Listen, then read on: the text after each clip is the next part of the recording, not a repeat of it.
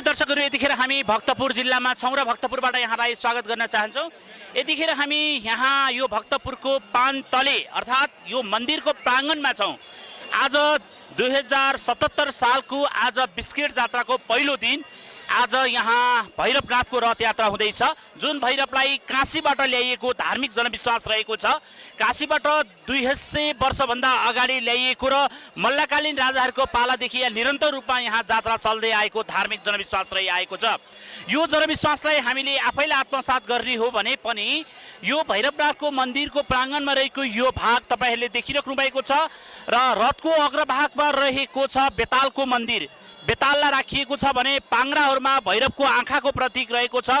3वटा आँखा छन् पाङ्ग्राहरूमा र ती 3वटा आँखालाई तपाईँहरूले देख्न सक्नुहुन्छ, जसलाई यहाँ विभिन्न चित्रकारहरूले तयार गर्नुभएको छ। गुठी संस्थाले वार्षिक रूपमा 15,000 रुपियाँ दिने शर्तमा यो निर्माण गरेको भन्ने पनि उहाँहरूको कथन रहेको छ। दर्शकबिन हामी यहाँनिर बाजाको यो सुमधुर धुनहरूका साथमा तपाईँहरूलाई यो भक्तपुरको बिस्केट जात्रा क्षेत्रबाट स्वागत गरिरहेका छौँ।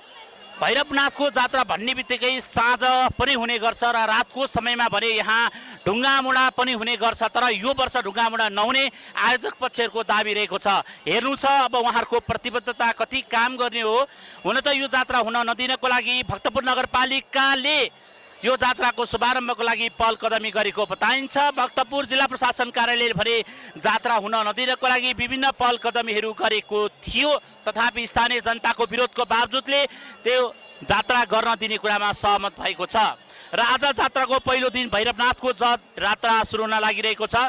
बिहान केही बेर अगाडि मात्र बच्चाहरूले अथवा बालकहरूले तानेर रथलाई लगिएको छ। त्यो रथ अलिक पर पुर्याइएको छ र आज अब केही बेरपछि यहाँ जात्रा शुभारम्भ हुन लागिरहेको छ। भैरवनाथको रथ मैले अघि पनि यहाँलाई निवेदन गरेँ, यो जात्राको प्रारम्भ भारतको काशीबाट भएको विश्वास गरिन्छ। काशीबाट झन्डै 200 वर्ष अगाडि मल्लकालीन राजाहरूले काठ यहाँ ल्याएको भन्ने जनश्रुति र जनविश्वास रहिआएको छ। विशेष गरी दर्शकबिन हामीले यी कुराहरू भनिरहँदा तपाईँहरूलाई अचम्मित तुल्याउन सक्छ, किनकि काठमाडौँमा पनि आज जात्राहरू प्रारम्भ भएको छ।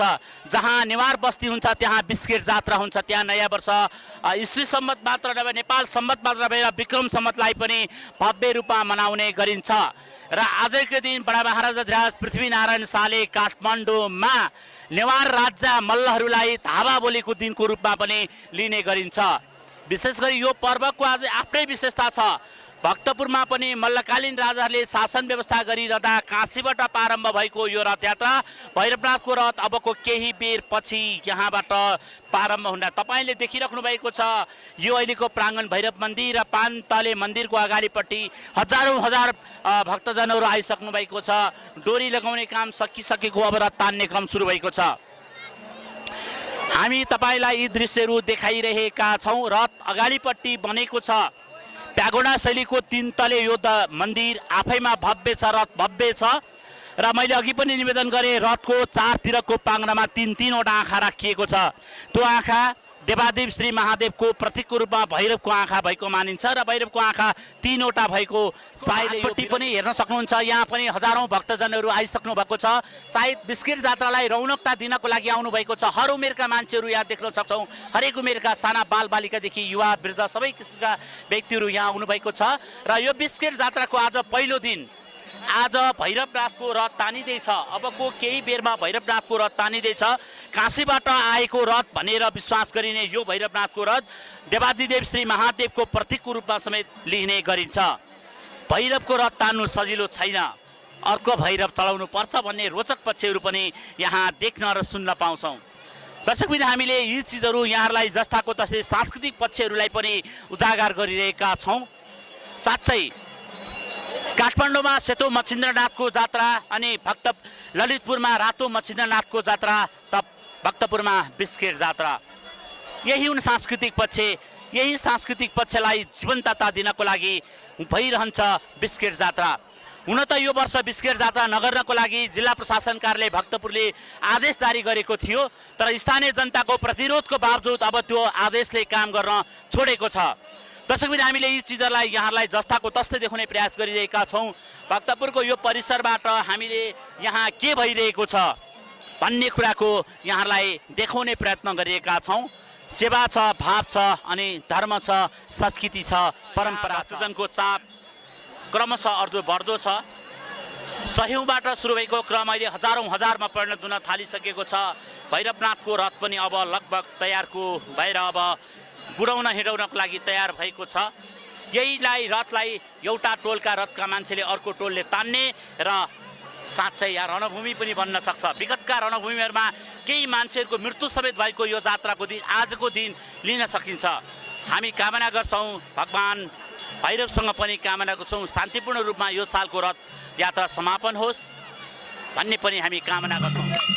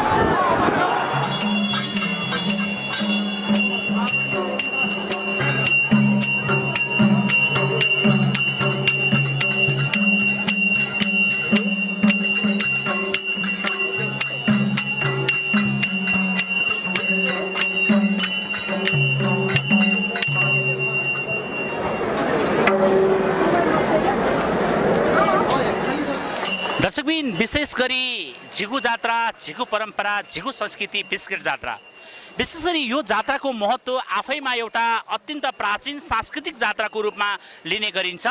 काठमाडौँको सेतु मच्छिन्द्रनाथ, त्यसै गरी ललितपुरको रातो मच्छिन्द्रनाथ भने भक्तपुरको बिस्किट जात्रा, यो आफैमा प्राचीनता र संस्कृतिले भरिपूर्ण रूपमा जात्राको लिन्छ। आज बिस्किट जात्राको पहिलो दिन पनि हो र यो पहिलो दिन आज भैरवनाथको रथ यात्रा हुँदैछ।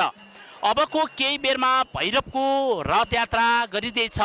यो पान्तले मन्दिर तथा भैरवनाथको यो प्राङ्गण रहेको यो ऐतिहासिक थलोबाट अबको केही बेरमा यहाँ विशेष किसिममा रथ यात्रा हुँदैछ।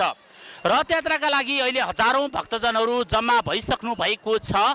रथ तपाईँले देखिराख्नु भएको छ, प्यागोडा शैलीमा निर्माण भएको छ। अघिल्लो भागमा पहेँलो रङ लगाइएको छ र रथको सबभन्दा पहिलो अग्रभागमा बेताल राखिएको छ, बेताल भगवान राखिएको छ र रथको 4वटा पाङ्ग्रा छन् र पाङ्ग्रामा 3-3वटा आँखा छन्। ती 3वटा आँखा भनेको भैरवनाथको आँखा हो, जसलाई देवादिदेव श्री महादेवको आँखा पनि भनिन्छ। यो जात्रा भारतको काशीबाट सुरु भएको धार्मिक जनविश्वास रहिआएको छ।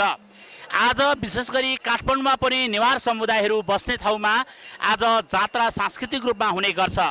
तर आजको जात्राको रोचक पक्ष पनि छ, यसको ऐतिहासिक पक्ष पनि छ। बडा महाराजा धिराज पृथ्वीनारायण शाहले काठमाडौँ उपत्यकामा धावा बोल्नका लागि आजकै दिन रोजिएको थियो, किनकि मल्ल राजाहरू जात्रामा मक्खाउने यही बेलामा आक्रमण गरे सफल हुने विश्वासका काठमाडौँमा आक्रमण भएको जनविश्वास छ र कान्तिपुर नगरीलाई बडा महाराजा धिराज पृथ्वीनारायण शाहले आक्रमण गरे पश्चात विजय प्राप्त गरेको भन्ने पनि भनाइरहेको छ। मल्ल राजाहरूले भक्तपुरका राजासँग सम्बन्ध गाँसिएको र उक्त सम्बन्ध गाँसेकै कारणले विवाह जस्ता सम्बन्धमा परिणत भएको भन्ने पनि भनाइरहेको छ। विशेष गरी हामीले जात्राका यावत पक्षहरूको यहाँहरूलाई जस्ताको तस्तै पेश गर्ने प्रयास गरिरहेका छौँ। यहाँले देखिराख्नु भएको छ प्यागोडा शैलीको 3 तले रथ छ। अहिले रथलाई गहना लगाउने क्रम सुरु भएको छ। हुन त यो जात्रा गत साल हुन सकेको थिएन। यो साल पनि नगर्नको लागि भक्तपुरका जिल्ला प्रशासन कार्यालयले आदेश जारी गरेको थियो। स्थानीय जनताको प्रतिरोधको बावजुद जिल्ला प्रशासन कार्यालय आफ्नो निर्णयबाट पछाडि हटेको छ। जसरी भगवान इन्द्रलाई सहकालका देवता भनेर चिनिन्छ भने यहाँ भैरवनाथलाई शक्तिका प्रतीकको रूपमा रहेर पूजा आजै गरिन्छ। दर्शकबिन हामी यो क्षेत्रमा तपाईलाई जस्ताका तस्तै देखाउने प्रयास गरिएका छौँ। यो पान्तले मन्दिरमा हेर्नुहोस् त खचाखच भरिसक्नु भएको छ यतिखेर भक्तजनहरू।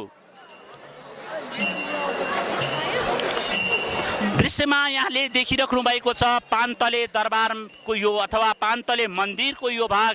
पान्तले यो मन्दिरसँग पनि ऐतिहासिक पक्ष गाँसिएको छ, सांस्कृतिक नभएर सामरिक पक्षहरू पनि छ, किनकि 2043 सालमा यहाँ अप्रिय घटना हुन पुगेको थियो, जसमा तत्कालीन राष्ट्रिय पञ्चायतका सदस्यमाथि आक्रमण पनि भएको यो थात्थलो पनि हो। उनको यही नै छाताले रोपी रोपी हत्या भएको पञ्चायतको सरकारको आरोप पनि छ। यही थलो हो, यो ऐतिहासिक थलो हो जहाँ 2046 सालको आन्दोलनको शङ्खघोष भएको थियो।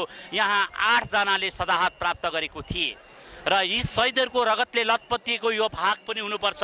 त्यसैले त बिस्किट जात्रा नहुन दिनको लागि सरकारले गरेको निर्णयलाई यहाँका जनताले घुँडा टेकाइदिएका छन्।